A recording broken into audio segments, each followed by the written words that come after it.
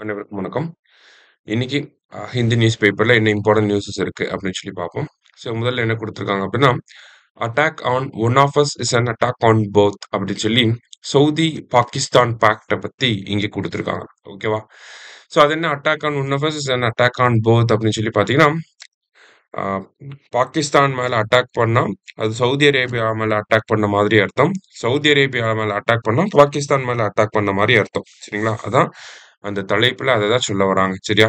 So இந்த ஒரு டீல வந்து இந்த ஒரு அக்ரீமெண்ட் வந்து சவுதி அரேபியாவும், பாகிஸ்தானும் வந்து சைன் பண்ணியிருக்காங்க. சரியா? இது வந்து ஒரு மியூச்சுவல் டிஃபென்ஸ் அக்ரீமெண்ட் அப்படின்னு சொல்லி சொல்றாங்க. ஸோ என்ன காரணம் அப்படின்னு சொல்லி பார்த்தீங்கன்னா, இப்ப இந்தியா வந்து அட்டாக் பண்ணா, சவுதி அரேபியா நமக்கு எதிரா அட்டாக் பண்ணிருவாங்களா அப்படின்னு சொல்லி பார்த்தா, அந்த பாயிண்ட் ஆஃப் வியூல நம்ம புரிஞ்சுக்க கூடாது. இத எப்படி புரிஞ்சுக்கணும் அப்படின்னு சொல்லி பார்த்தீங்கன்னா, இஸ்ரேல பொறுத்தவரைக்கும் பார்த்தீங்கன்னா, ஒரு நியூக்ளியர் வெப்பன் இருக்கக்கூடிய ஒரு ஸ்டேட்.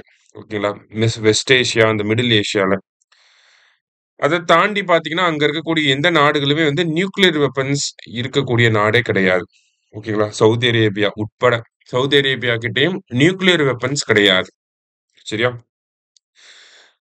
பாகிஸ்தான் வந்து பார்த்தீங்கன்னா, அந்த அதர் ஹேண்ட் பாகிஸ்தான் வந்து ஒரு நியூக்ளியர் ஸ்டேட். ஓகேங்களா? பாகிஸ்தான் கிட்ட அணு ஆயுதங்கள் இருக்க செய்யுது.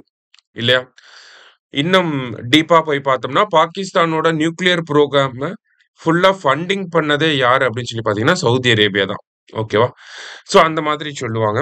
ஸோ இப்ப ரீசென்ட்டா இஸ்ரேல் வந்து பார்த்தீங்கன்னா, காசால அட்டாக் பண்றதையும் தாண்டி, ஹமாஸ் அமைப்பினர் எங்கெல்லாம் இருக்காங்களோ, எங்க எல்லா இடத்துலயும் அட்டாக் பண்ணிட்டு இருக்காங்க. உதாரணத்துக்கு ரொம்ப ரீசென்ட்டா பார்த்தீங்கன்னா, கத்தார்ல அ அட்டாக் பண்ணியிருந்தாங்க. கத்தார் நாட்டுக்கே தெரியாம, கத்தார் நாட்ல ஹமாஸ் தீவிரவாதிகள் இருக்காங்க அப்படின்னு சொல்லி அட்டாக் பண்ணியிருந்தாங்க. இது வந்து ஒரு பெரிய இன்டர்நேஷனல் லெவல்ல ஒரு சலசலப்பை ஏற்படுத்துச்சு. ஸோ அந்த மாதிரி சவுதி அரேபியா மேல இன்கேஸ் ஏதாவது ஒரு அட்டாக் நடந்துருச்சு அப்படின்னா, அது திருப்பி நியூக்ளியர் அட்டாக்கா ரெஸ்பான்ஸ் இருக்கும் அப்படிங்கிற மாதிரியான ஒரு பிம்பத்தை ஏற்படுத்துறதுக்காக தான் இந்த ஒரு அக்ரீமெண்ட்ட சைன் பண்ணியிருக்காங்க. சரியா? ஏன்னா அங்க இஸ்ரேல் மட்டும் தான் நியூக்ளியர் பவர். சவுதி அரேபியா கிட்ட நியூக்ளியர் வெப்பன்ஸ் இல்ல. பாகிஸ்தான் கிட்ட இருக்கு. ஸோ ஒரு அக்ரீமெண்ட்ட வந்து போட்டுக்கிறாங்க. சரியா? அதுதான் நமக்கு முதல் செய்தியில குடுத்திருக்காங்க. நேத்து நெறையா பரபரப்பா பேசப்பட்ட ஒரு விஷயம் தான் அந்த செய்தி.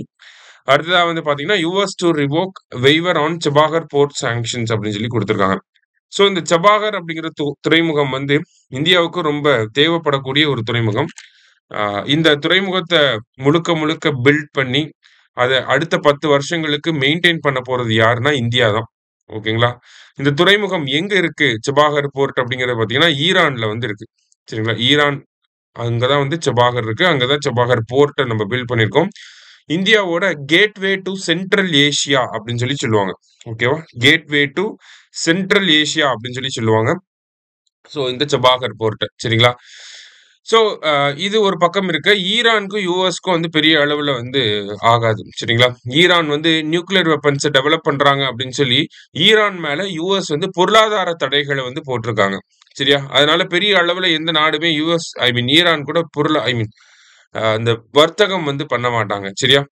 இந்தியாவுக்கு மட்டும் ஒரு எக்செப்ஷன், ஒரு விலக்கு, ஒரு வெய்வர் வந்து குடுத்திருந்தாங்க. சரியா? என்ன வெய்வர் குடுத்திருந்தாங்க அப்படின்னு சொல்லி பார்த்தீங்கன்னா, சபாகர் போர்ட்ட இந்தியா பயன்படுத்திக்கலாம். சபாகர் போர்ட் மேல சாங்ஷன்ஸ் வராது அப்படிங்கிற அந்த ஒரு எக்செப்ஷன வந்து குடுத்திருந்தாங்க.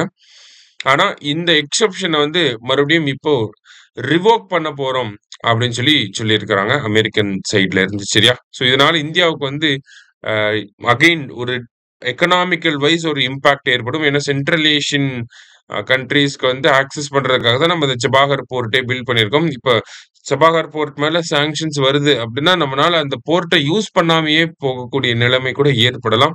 ஸோ இத எப்படி ஹேண்டில் பண்றாங்க அப்படிங்கிறதுல இருக்கு. சரியா? ஸோ இது 2மே இன்டர்நேஷனல் லெவல்ல இருந்த விஷயங்கள். இந்தியா லெவல்ல பார்க்குறப்போ ஆல்ரெடி தெரிஞ்ச விஷயங்கள் தான் இருந்துச்சு. அதனால ஜஸ்ட் ரிவைஸ் பண்ற மாதிரி பார்த்துக்கலாம். என்ன குடுத்துருக்காங்க அப்படின்னு சொல்லி பார்த்தீங்கன்னா, வேர்ல்ட் பேங்கோட poverty and equity brief India அப்படிங்கிற ரிப்போர்ட்ட பத்தி குடுத்துருக்காங்க.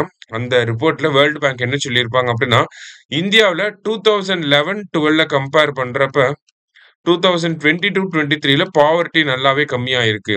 எக்ஸ்ட்ரீம் பாவர்ட்டி அப்படிங்கிற அந்த விஷயம் கம்மியாயிருக்கு அப்படின்னு சொல்லி சொல்லியிருப்பாங்க. அதாவது எக்ஸ்ட்ரீம் பாவர்ட்டி 2011, 12ல வந்து 16.2% இருந்துச்சு. இப்போ எக்ஸ்ட்ரீம் பாவர்ட்டி அப்படிங்கிறது 2.3%ஆ கம்மியாயிருக்கு. கிட்டத்தட்ட 14% நம்ம 10 வருஷத்துல குறைச்சிருக்கோம் அப்படின்னு சொல்லி சொல்லியிருப்பாங்க. சரியா? அதே மாரி வேர்ல்ட் பேங்கோட இந்த பாவர்ட்டி லைன் என்ன அப்படின்னு சொல்லி பார்த்தீங்கன்னா, $2.15 ஓகேவா? $2.15 அடுத்ததா பார்த்தீங்கன்னா ரீசென்ட்டா ஜூன் மாசம் SDG India index SDG index அப்படிங்கிறது வெளியே வெளியே வந்திருக்கும். அதுல இந்தியா வந்து பெட்டர் பெர்ஃபார்மன்ஸ வந்து குடுத்திருப்பாங்க. ஓகேவா? 109வது ரேங்க்ல இருந்து நம்ம எத்தனாவது ரேங்க்குக்கு வந்திருக்கோம்னா, 99வது ரேங்க்குக்கு வந்திருக்கோம். ஓகேவா? எஸ்டிஜி இந்தியா இண்டெக்ஸ்ல இந்தியாவோட ரேங்க் என்னன்னா 99 சரியா? ஸோ இதையுமே நம்ம தெரிஞ்சு வச்சுக்கணும். ஸோ இன்னைக்கு நியூஸ் பேப்பர்ல இருந்து முக்கியமான விஷயங்கள பார்த்திருக்கோம். நன்றி.